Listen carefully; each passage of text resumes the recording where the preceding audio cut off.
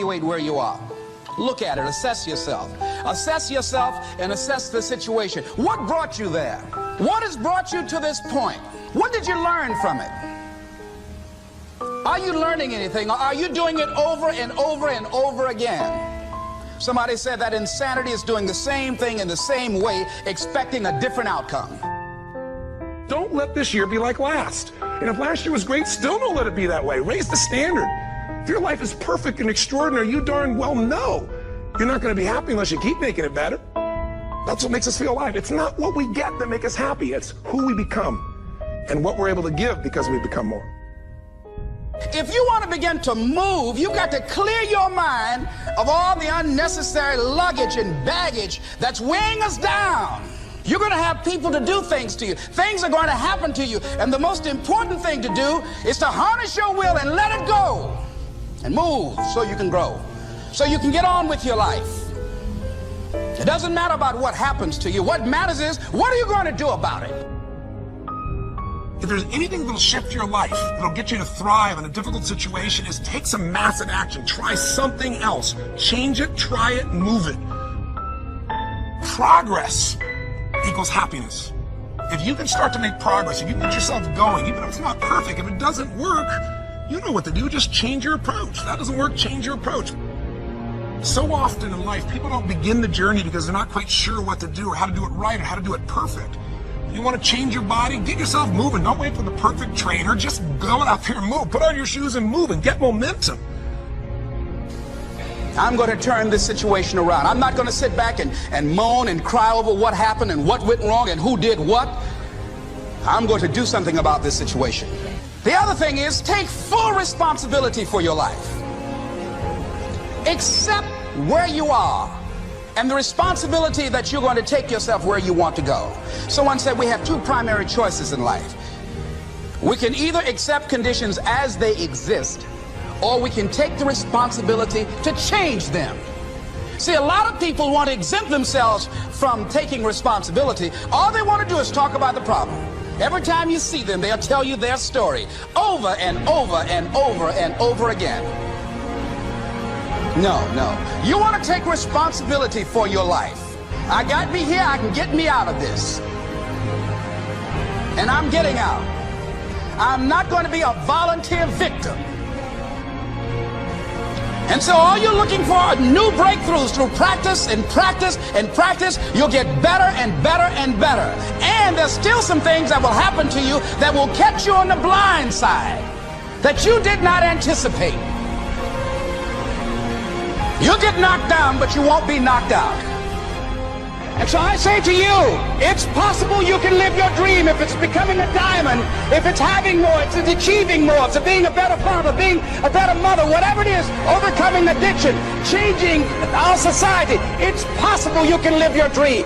It's necessary that you have a plan of action, that you're resilient, that you stick to, and you work with the system, that you work with people, that you give support, and that you be there for them, that you have the vision and never give it up, that you become creative and relentless and keep on coming back again and again and again, and that it's you that you got to take personal responsibility to make it happen, and that it's hard. Easy is not an option. And when life knocks you down, jump back up and say, it's not over until I win.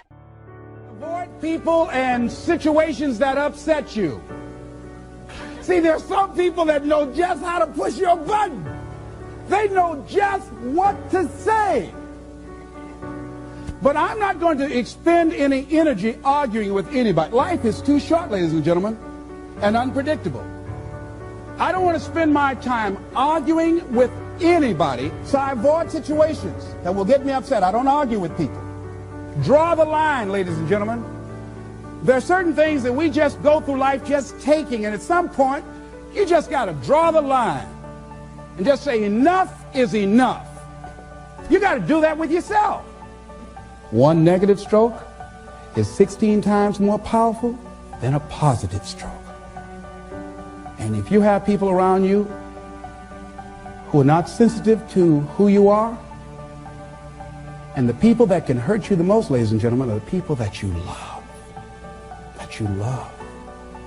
They're the ones that you're vulnerable to. They're the ones that can get to you. And if they're insensitive, I don't care who they are, See, if you don't draw the line with people, if you just let them run rampant in your life, and you let things happen to you that you don't feel good about, if you continue to allow it to happen, you won't feel good about yourself. Your image of yourself will erode. So you've got to draw the line. Why do people just go to a job where they're miserable, day in and day out? Why do people stay together and they're miserable, sleeping in separate rooms, or arguing, or the only thing they have in common is paying the bills? Don't talk, don't communicate, don't share anything together. Day in and day out, as short and unpredictable that life is, being mean to each other. Why do people do that? Known hells are preferable to strange heavens because it's familiar. See, life is rough, ladies and gentlemen. It's rough and it's scary. It's scary growing. It's scary taking a chance. It's scary acting on your intuition, on your guts. It's scary. It's frightening. There are people that's tolerating things right now, and they're immobilized by fear. They can see the hammer coming, and they're afraid to even move because it's scary.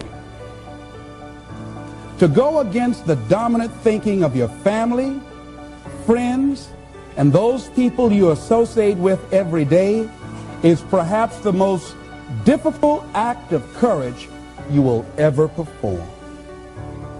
See, when you start growing, when you start changing the way you walk, the way you talk, the way you act, the way you respond to things, the way you use your time, when you start saying, no, I can't do that. Why? You're too busy. You don't have the time. No, I have my own agenda.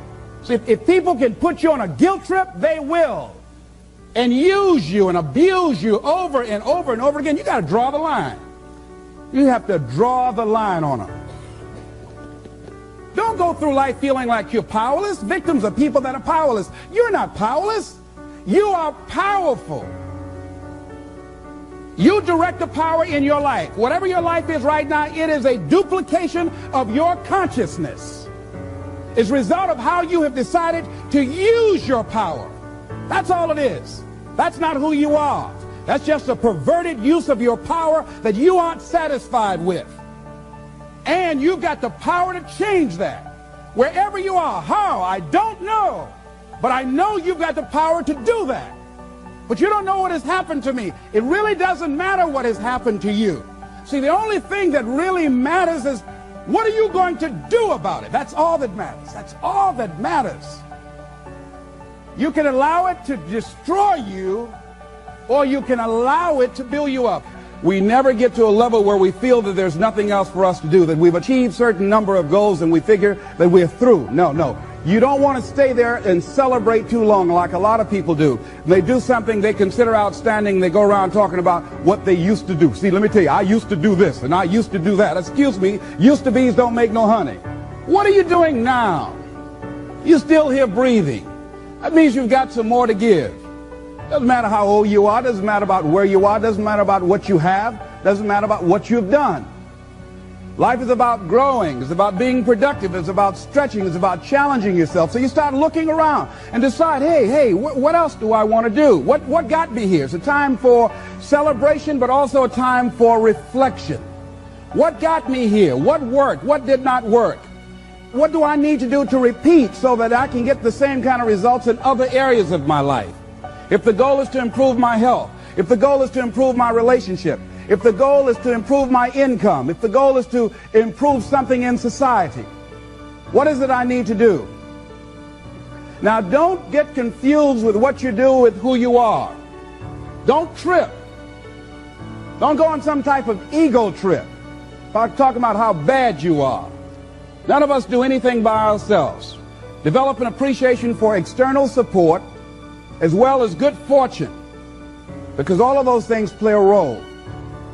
The other thing is, don't go overboard celebrating. You must meet with triumph and disaster and treat those two imposters just the same. You look at it, hey, I did it. I feel good about that. Now you're moving on to the next thing. Things did not work out the way you wanted them to work out. You didn't produce the results you wanted to produce. Hey, miss that. Win some, you lose some. Next, moving right on. Don't confuse who you are with what you do. And make your mind fertile ground for the seeds of opportunity. Think if you want to experience a sense of fulfillment, you've got to have an open mind so that ideas can come in there and take root and grow.